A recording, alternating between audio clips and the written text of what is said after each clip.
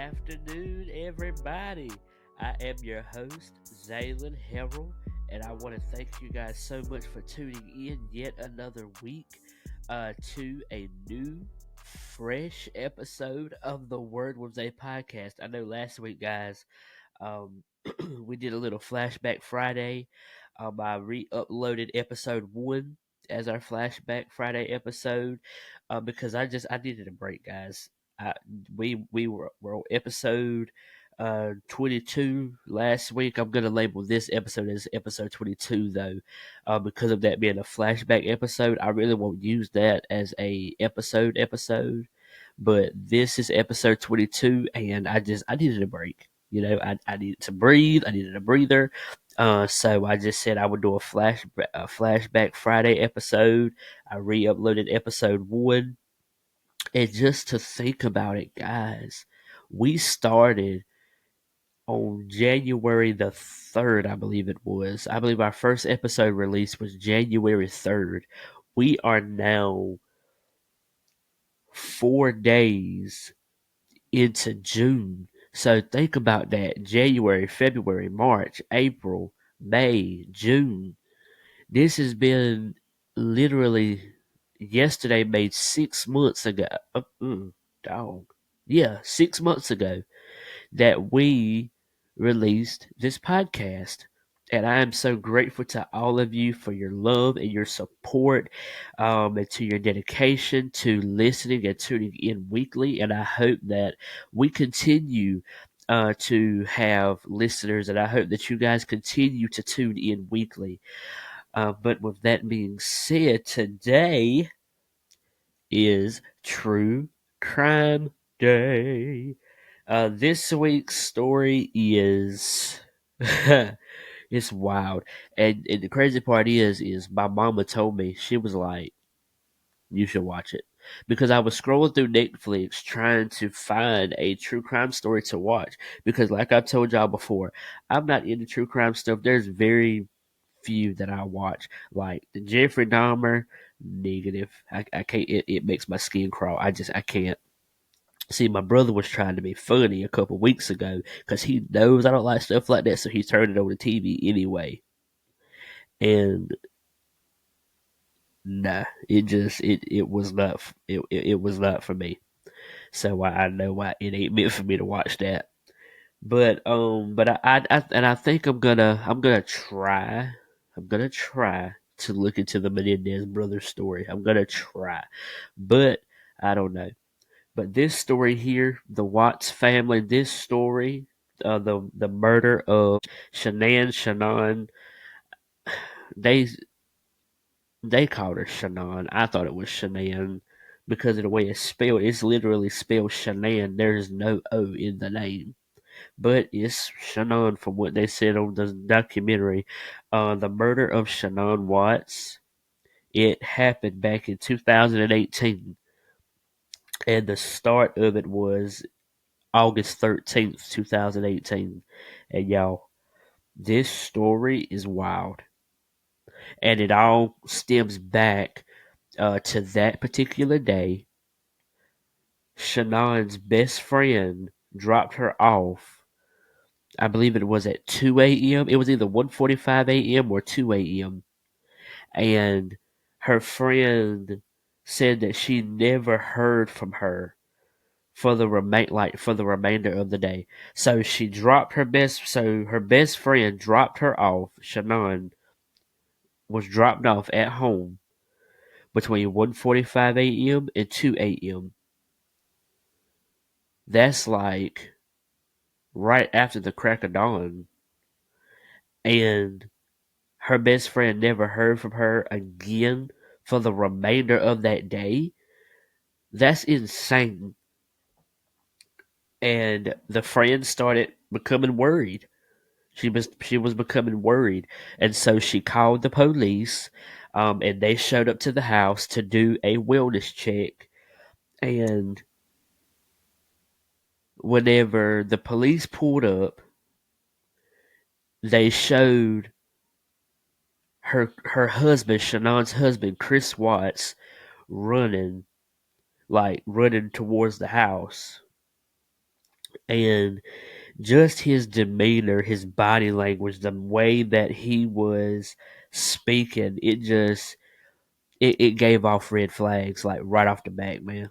It gave off red flags. It didn't seem right. And whenever he walked into the house, he had to, I guess he had to come home to let the officers in, to do a wellness check.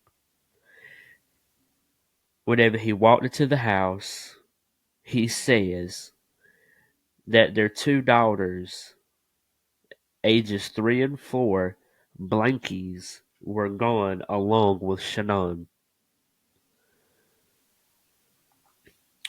And like I say, his body language, his demeanor, it was giving off red flags.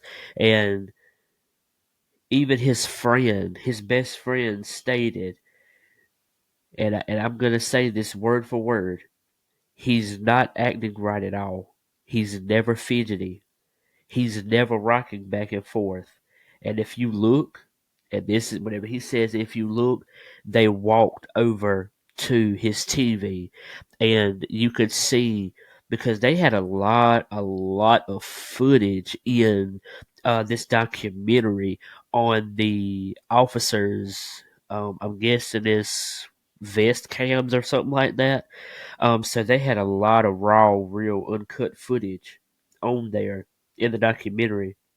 And he says, if you look, he never loads his stuff in and out of the garage ever. He never talks, rather quiet. So the fact he's over here blabbing his mouth makes me kind of suspicious of something. That is what his best friend said. That is word for word what he said. And I agree. I don't know about the whole talking part, but I could definitely tell that something just was not right. Just by the way he was doing this number here, he had his hands over his head, he was rocking back and forth, he was stuttering, his speech sounded a little slurred. Like it just something just did not seem right. Like he knew something. He knew something that he was not telling the police. But they also, as we get further along into the investigation, into the documentary, they started showing a lot of things that Shanann was documenting on her social medias. And just by the looks of it, she done a lot of documenting of her life, like just showing videos and photos. And I'm guessing she was doing live streams as well. Um, and it almost like she was vlogging her life or something. For all you content creators out there, I hope you guys understand what I'm saying here. Um, she was basically, it almost felt like she was kind of like literally vlogging her life story, like all of it from start to finish. Excuse me. Because she would vlog, she was recording her children, she was recording, even if her and her husband was in the kitchen cooking dinner, she was recording that. She did a whole lot of things. And just the way she talked about Chris, her husband, just by the way Shanann Watts talked about her husband Chris Watts, in my eyes, in my way of thinking, it sounded like she just loved him. It sounded like she adored him. Not because of anything he had, but just for who he was to her, or however she seen him through her eyes. It just felt like she adored him, just by the way she talked about him, by the way that um she smiled whenever they were in photos and videos together. And just her body language, it she just seemed like just a sweet, wholesome, loving, caring individual. Caring, not Karen, caring. But after that, we go to August 14th, the next day. The neighbor says that there was allegedly a steel gray truck in the Watts yard. Now, I'm guessing steel gray, let me see, because if I had to imagine what a steel gray truck would look like, I would say maybe like a dark gray, maybe. I would say this maybe like a dark gray truck. Okay, so it's like different shades. Yeah, it's different shades of steel gray. But the neighbor allegedly said that there was a steel gray truck in the Watts yard, um, and he says that the dad didn't specify who. Said that the dad's truck is big, but that particular one was smaller. So the father, Chris's dad, has a truck, and I believe his name is Lonnie or Ronnie, one of the two. Said the neighbor said that his father has a truck, but that particular truck was a lot smaller, and it in the way it almost seemed like it was just all over the place. Like the whole documentary, the clips, the photos, it just felt like it was just all over the place. Excuse me. But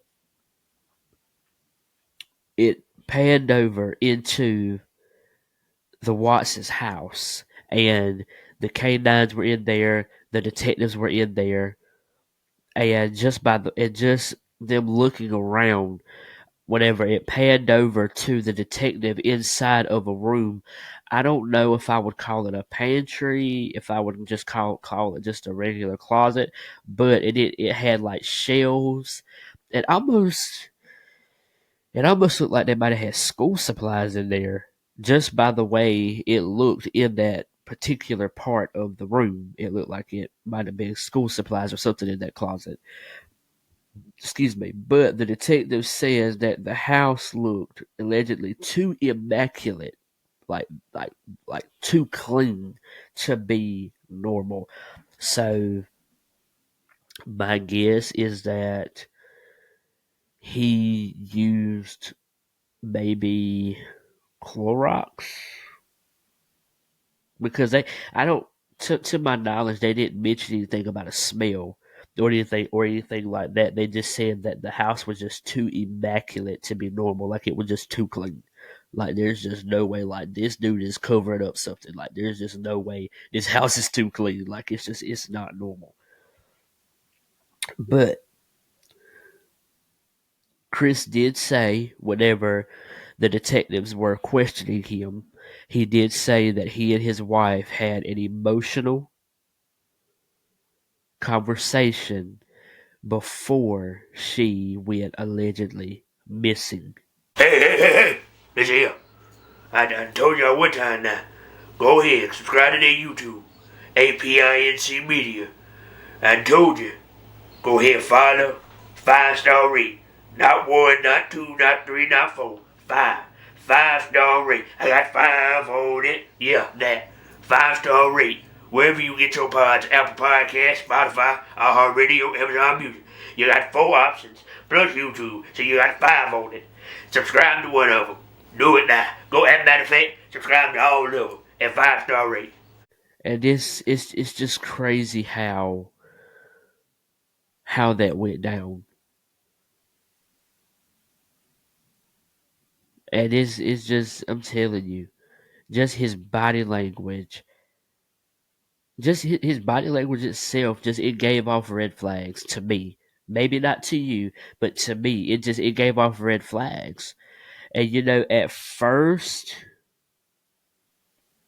and I'm gonna kind of fast forward here a little bit here for a second, and I'm gonna backtrack. But at first, I was kind of just like with the Casey Anthony trial. I'm sorry, not Casey Anthony, the Lacey Peterson trial. I was having mixed emotions because all he kept saying was, I'm sorry, I just want my family back. I just want my wife and children back. Da da da da da da. This, that, and the third. With the whole time, he knew exactly where they were. But we'll get to that in a moment.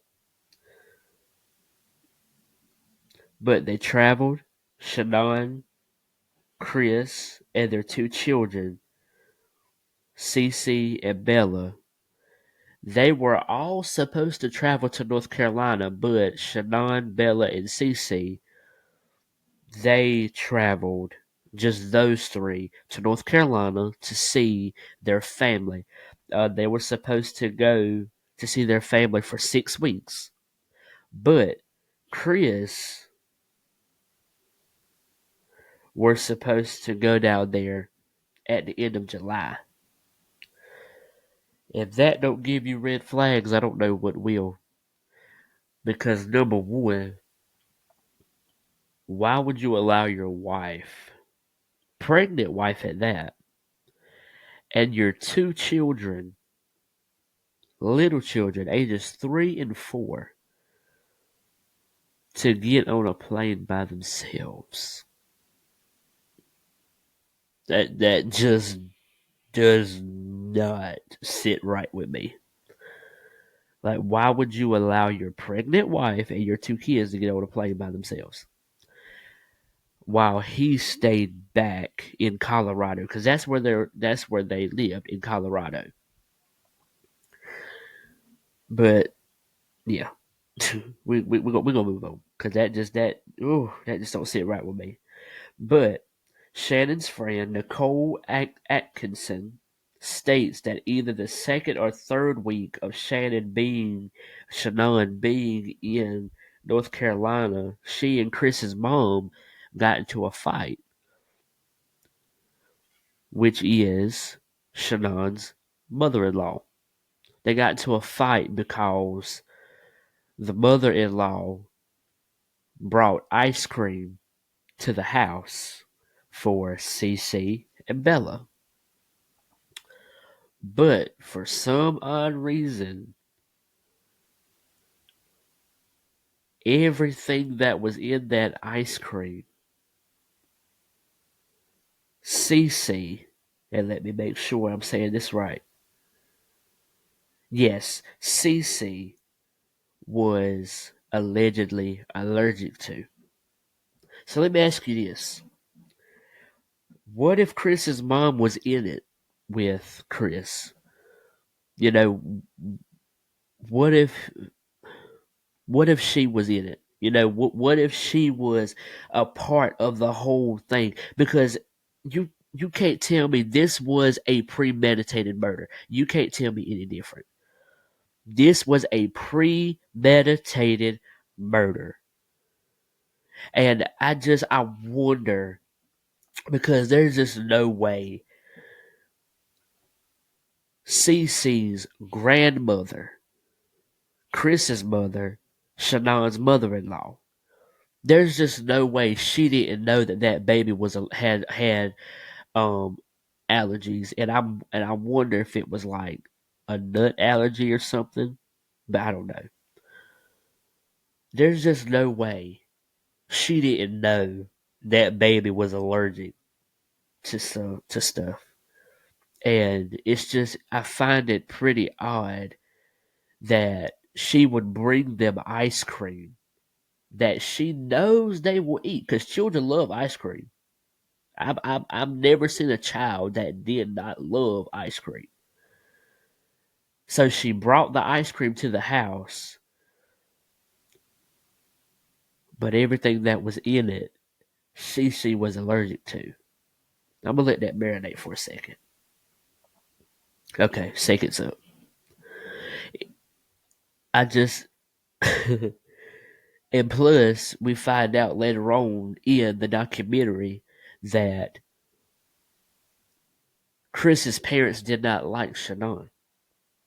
They did not like her, and because they didn't like her, they didn't attend Shanann and Chris's wedding.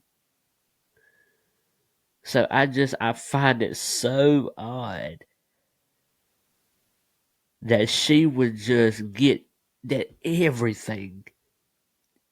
ingredient in that ice cream that baby was allergic to. So Cindy, which is who Chris's mother is, Cindy, she was coming home and getting ready to give this baby ice cream filled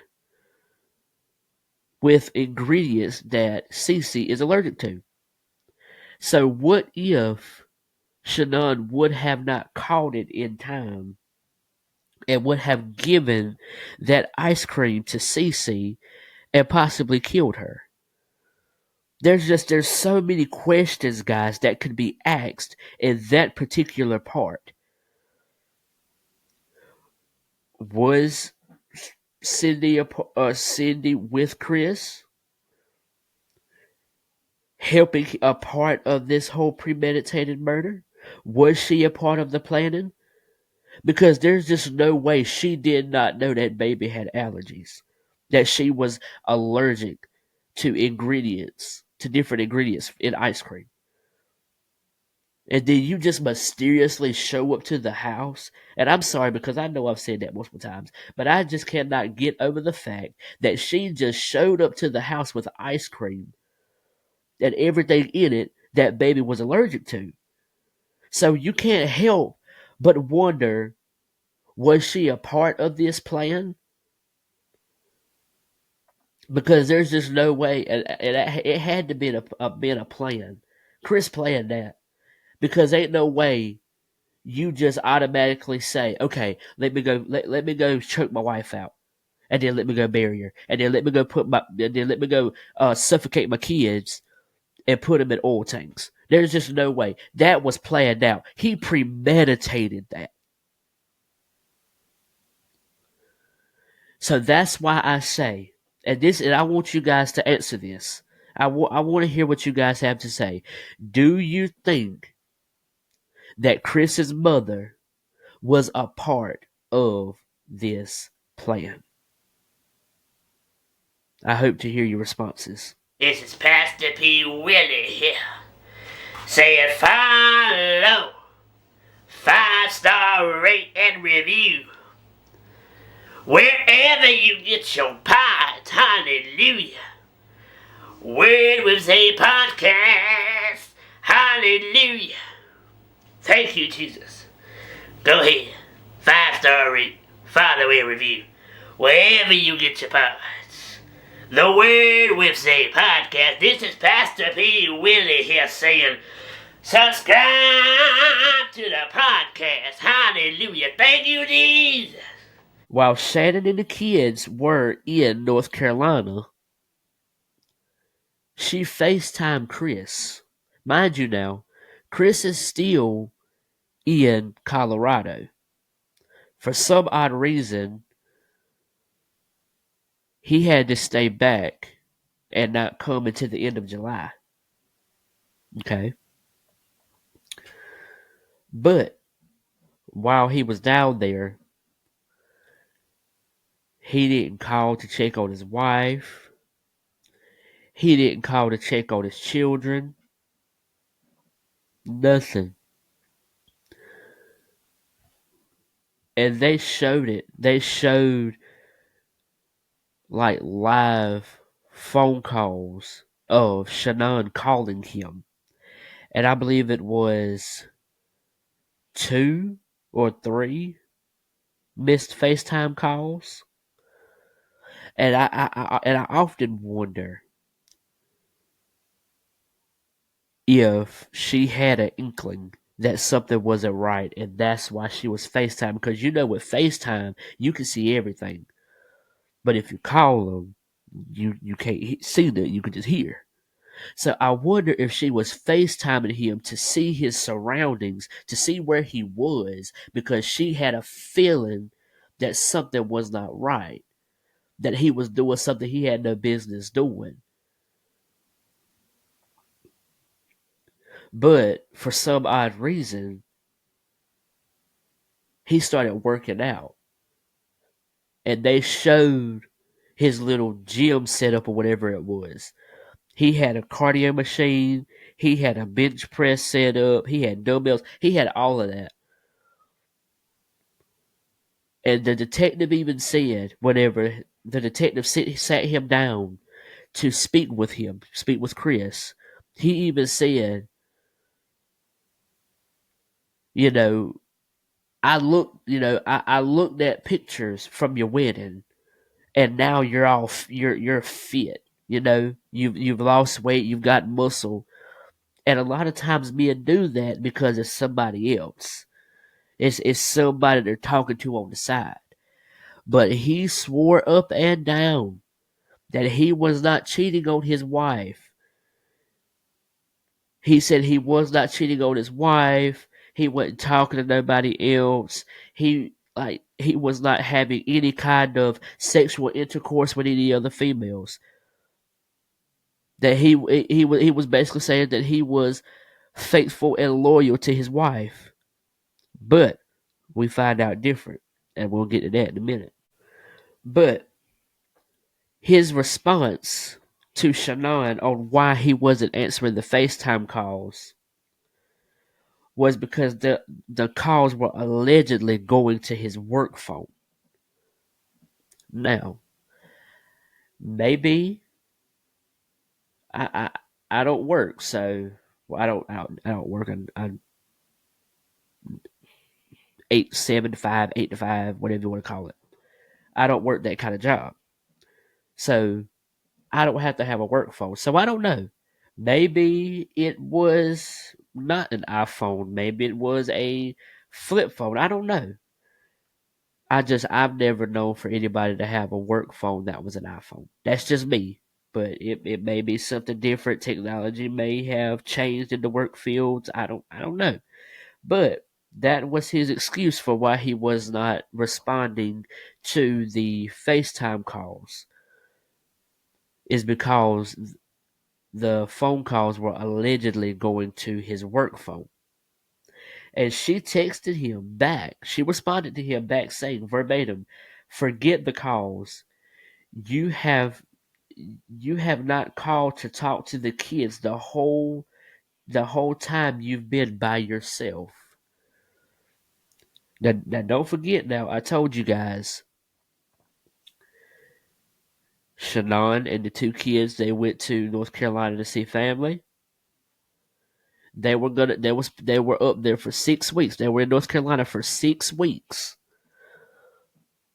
And Chris Watts was all the way in Colorado. He was supposed to come down to North Carolina at the end of July. Okay? So that was the message to Chris. And like I told y'all, it was like all over the place. So they were showing they would show a little bit, and then they would say um 2 months before the murder, 3 days before the murder, one day, and so on and so forth. So it was kind of all over the place. But we did get to where they do another sit down with Chris. And the detective asks him to do a polygraph. He agrees. He says, sure. Because he was so bent on the fact that he did nothing wrong. His hands were wiped clean. He was innocent. He did nothing wrong. He did not kill his babies. He did not kill his wife. So he agreed. August 15th, Chris Watts done the polygraph. Chris Watts failed the polygraph. He lied. And you could just tell by the lady that was doing the polygraph, the detective. You could just tell by the way, and I don't know if she's a detective or not. Y'all forgive me if I'm giving the wrong title. I don't know. But you could just tell by her body language, by her demeanor, and by her silence. Like the silence was loud. Ooh, the silence was loud.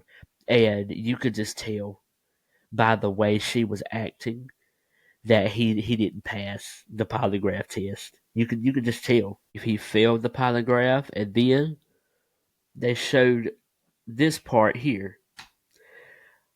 Shanann sends a text message to her best friend, saying that Chris kissed her only one time.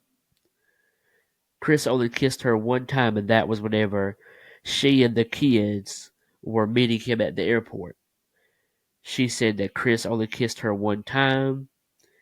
He did not touch her. He did not have sex with her. Anything, considering he had been away from her for 5 weeks, and it goes to show, she had been texting her friend. She wanted to have intimate intimate time with him because they had been separated for so long. 5 weeks is it's pretty. That's a pretty lengthy time to be away from your significant other, your soulmate, your rib. That's a pretty lengthy time, especially whenever you hadn't called them, texted them, emailed them, anything like that. It could be a pretty lengthy time, and she wanted to have intimate time with him, and he didn't want it. He did not want it, and that's because we find out that while he was in Colorado, his wife was gone. He was seeing another woman. And she even said to him, Shanann said to Chris, you're not giving me, this intimate time. Is it, is there somebody else? Are you not giving this to me because you're giving it to somebody else? Like, she asked, and he was just saying, no, like, I promise, no. And she was telling him, like, you don't miss us. You don't care about us. You don't miss us. And he was like, yes, I miss y'all so much. I love y'all. And he says that he loved them, missed them, but yet whenever he got to North Carolina, where she was, as I said a couple seconds ago, kissed her only one time, didn't hug on her, touch on her, nothing.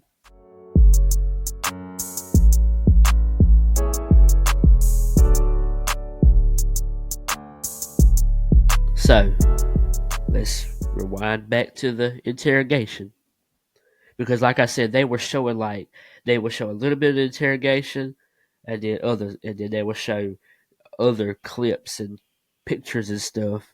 Then they would show a little bit more stuff, a little bit more stuff. So it would, like I said, it was almost felt like it was all over the place, but it was to where you could understand it. It was just kind of jumping from part to part. But we get back into the interrogation. Chris says he wants to speak with his father. So the detectives allow him to do so. Chris tells his father that Shanann was allegedly hurting the children.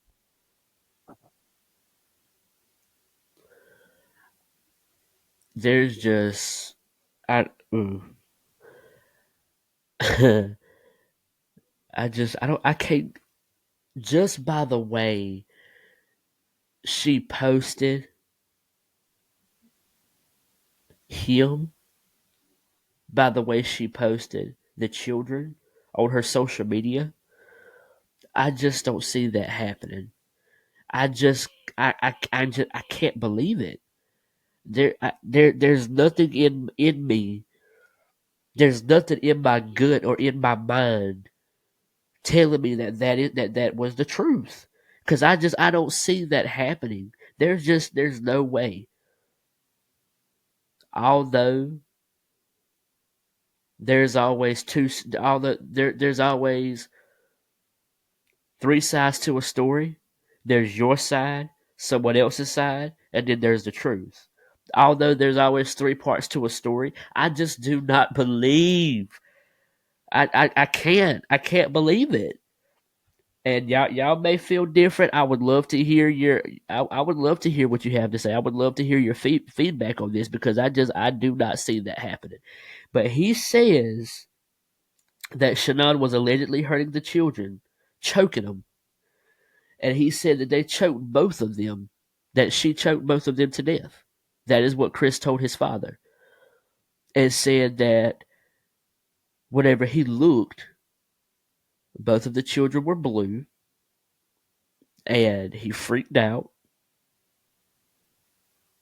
and he done the same thing to Shanann. So he confessed. Well, it really wasn't a confession because I just it really took me into a rabbit hole. Just all of the different thoughts I was having and the different things that I was like, just the different things that was going through my head because I don't know, guys. I don't believe that Shanann would have done that just by the way she adored. But I can also say that a lot of people don't like to air out their dirty laundry, and a lot of people do not.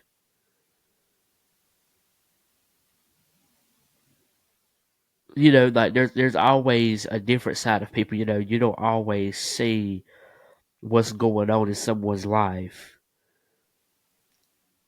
through their social medias. Now I know there's a lot of people that like to air out the dirty laundry now. That I ain't trying to offend nobody. There is a lot of people that do that, but and then there's also some people that loves their privacy. And I don't know. I don't believe that she would do that. But he claims that's what she did. And then Chris's father started asking him, where are the children? Where's Shanann? And Chris Watts told his father that the girls were in an oil tank as Shanann's body was buried. Like buried in the dirt. He told the detectives exactly where Shanann was, exactly where the girls' bodies were, Cece and Bella. And the detective states that, and see, after he told the detectives where they were, the father, Chris's father, excuse me, and the lady that done the polygraph, they left out the room. So it was just the first detective that Chris was originally speaking with, and Chris, and the detective told him, he said that he does not feel like that happened. He feels like Chris got a new life, where he wanted a new life, and the only way to get that new life that he wanted, he had to get rid of the old. So he felt like in order for him to get what he wanted, which was that new life,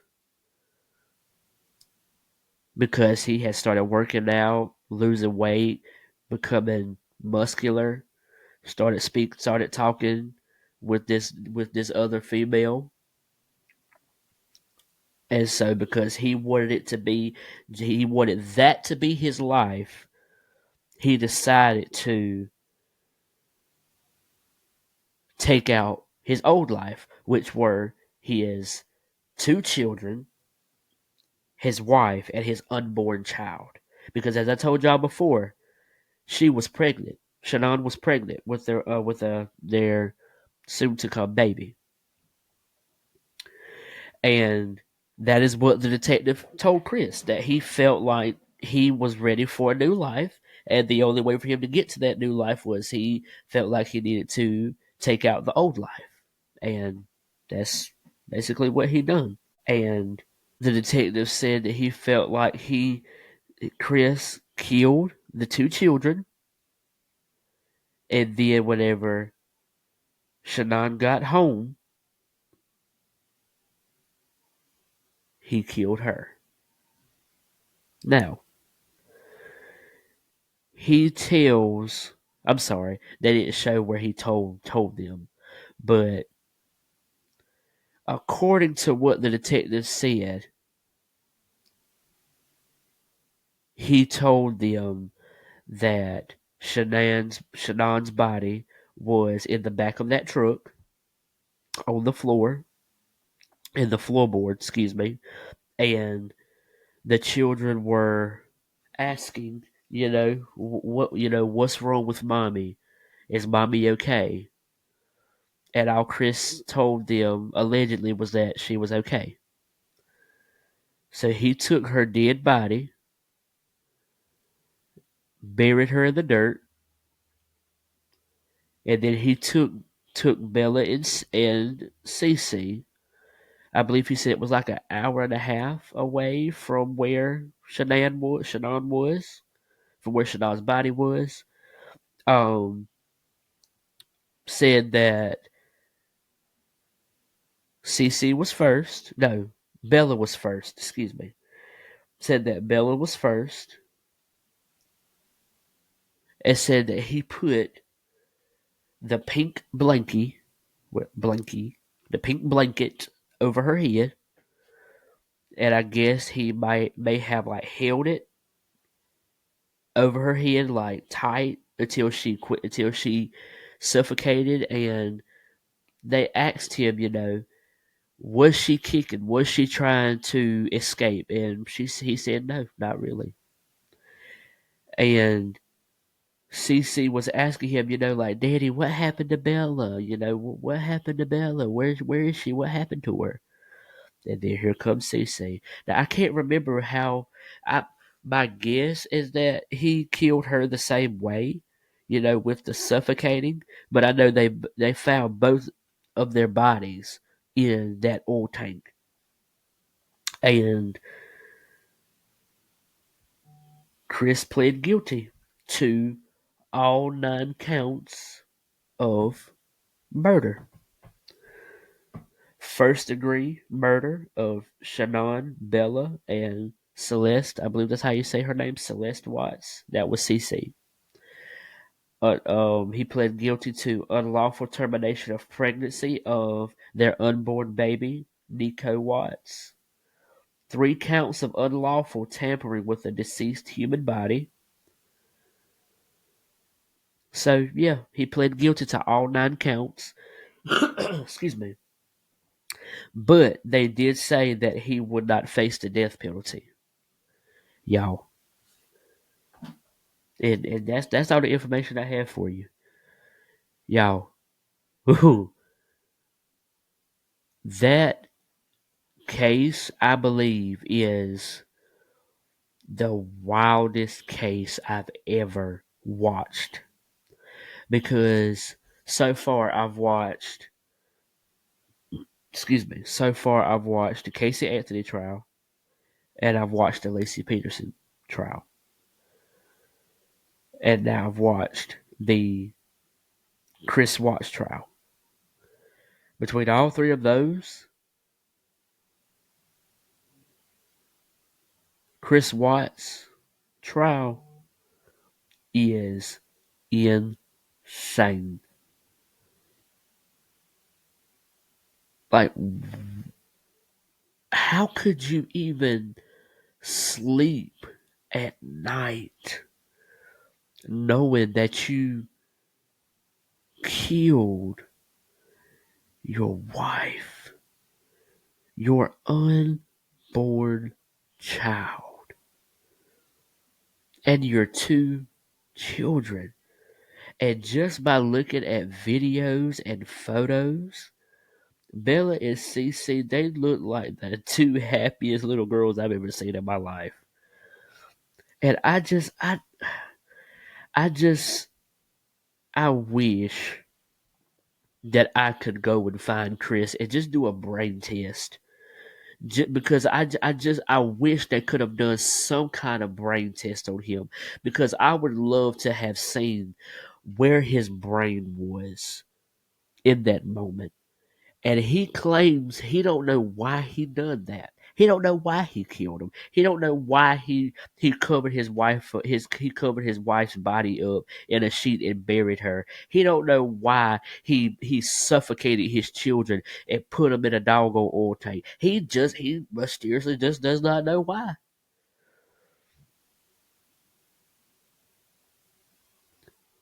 But what I'm telling you is that trial was insane. And I believe this has been the best trial I've seen thus far. Now, granted, the Casey Anthony trial was really good. But this one right here, yeah. Like that song says, another one bites the dust. Yeah, that one right there, that right there, that one bites the dust for sure. Hey, listen here. I done told y'all one time now. Go ahead, subscribe to their YouTube, APINC Media. I told you, go ahead, follow, 5-star rate. Not one, not two, not three, not four. 5. 5-star rate. I got 5 on it. Yeah, that. 5-star rate. Wherever you get your pods, Apple Podcasts, Spotify, iHeartRadio, Amazon Music. You got 4 options, plus YouTube, so you got 5 on it. Subscribe to one of them. Do it now. Go, as a matter of fact, subscribe to all of them at 5-star rate. Y'all, I'm getting ready to get y'all out of here, but I just got to say one thing. I want to riot for our truth. Because why did y'all let that man go? Paul Levesque, Triple H, WWE creatives. Why did y'all let that man go? I understand he was 53 years old. I get that. I understand that. But at the same time, this man put entertainment in World Wrestling Entertainment. He put the E in WWE for many years. His comedic timing, the uniqueness of his comedy was totally unmatched. Why?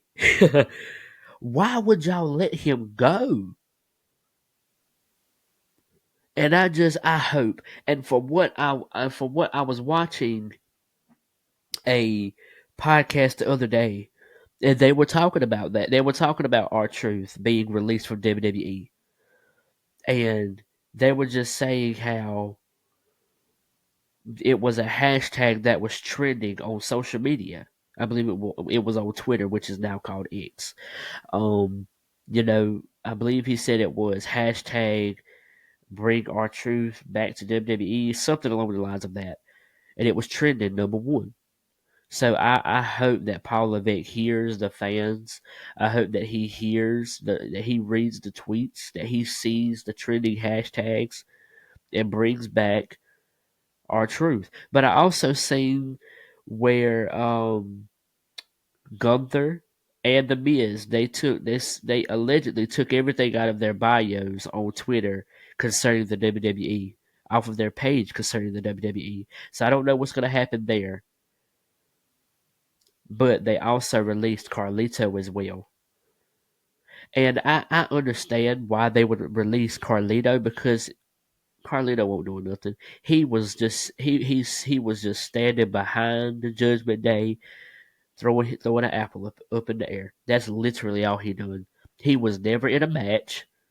Now he would come through and he would interfere in matches, but he was never in a match, like a one-on-one match.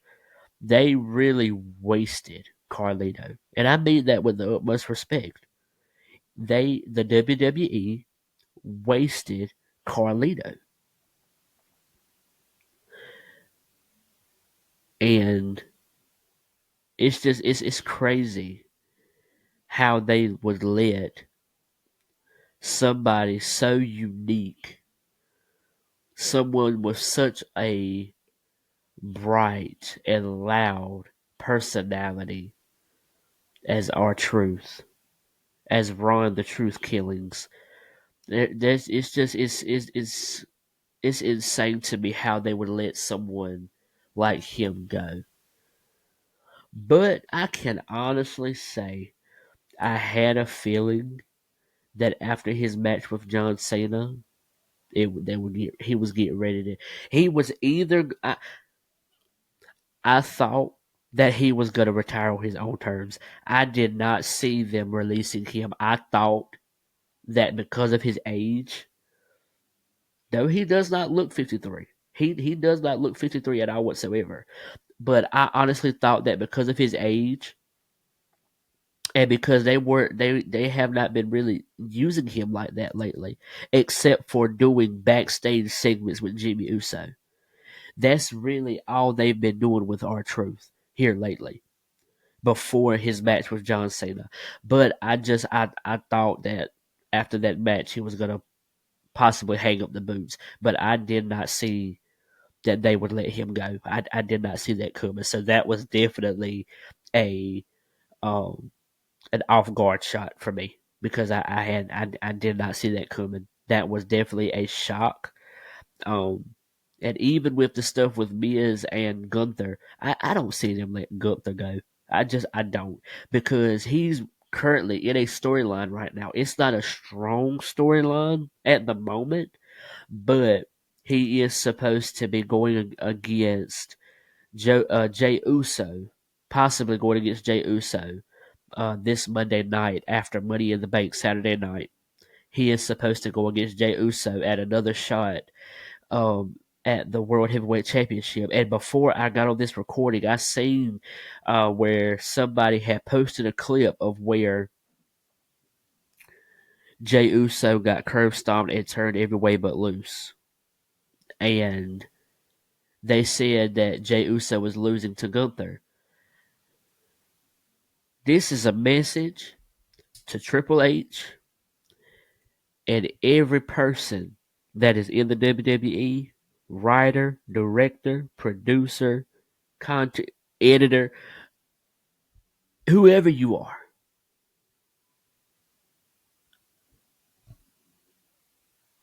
Y'all better not take that title off of Jay Uso. Huh? I will riot. Don't y'all take it. That man has worked entirely too hard. We talking 15 years in the making. He was known as just a tag team partner, but that man came from the dust, from the ground up. He worked his way into a single spot, and he has yeeted his way all the way through. Don't y'all take that title from him. He y'all only gave that man that Intercontinental Championship for a total of like 28 to 29 days. Y'all better not take that World Heavyweight Championship off of him. He's worked entirely too hard for it. Main event Jay Uso, I got you, bro. Yeet. And with that being said, let's go to our word of the day. Verse of the day, excuse me. Our verse of the day is coming from Psalms 34, verses 1 through 3. I will bless the Lord at all times. His praise shall continually be in my mouth. My soul shall make her boast in the Lord. The humble shall hear thereof and be glad. Oh, magnify the Lord with me, and let us exalt his name together. And on that note, thank you guys so much for tuning in yet another week. I pray that you guys have enjoyed this episode as much as I have. I've really enjoyed it. I've enjoyed breaking down this case and also talking about R-Truth and all this mess going on in WWE. It's wild. It's insane. They're about to make me step into my intercessory anointing and cover them because I don't know what they got going on, but I need the Lord to work in that area right there. But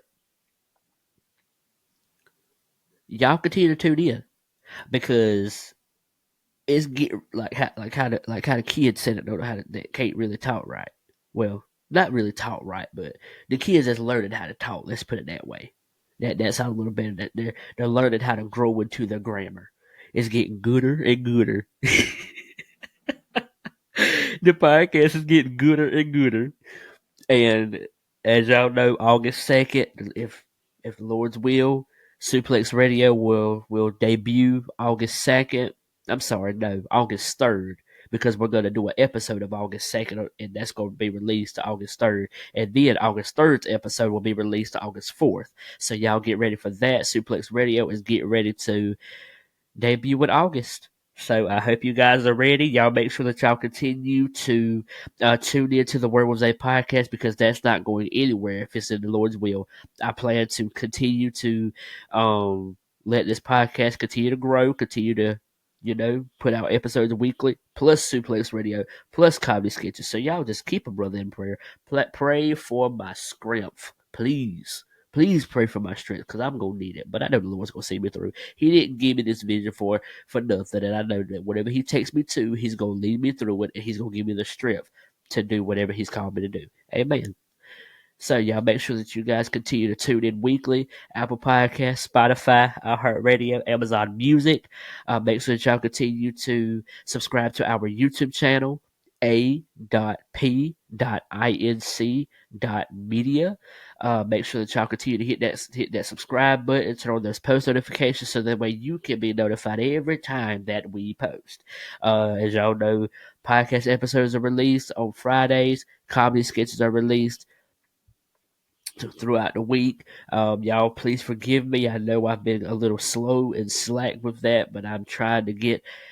I'm out of school now for the summer. I start back in August, so I'm trying to get back into the groove of things. I'm trying to get more locked in and focused on the podcast, the comedy sketches. So y'all just bear with me, work with me, and I'll be getting those comedy sketches out. But y'all continue to follow us on our social medias as well. Instagram and TikTok is where we are the most active. APINC media _ And until next time, you guys stay blessed, stay tuned, have a blessed weekend, and just know that an all new episode of Word With Zay is coming soon. And that is our Word With Zay. Peace.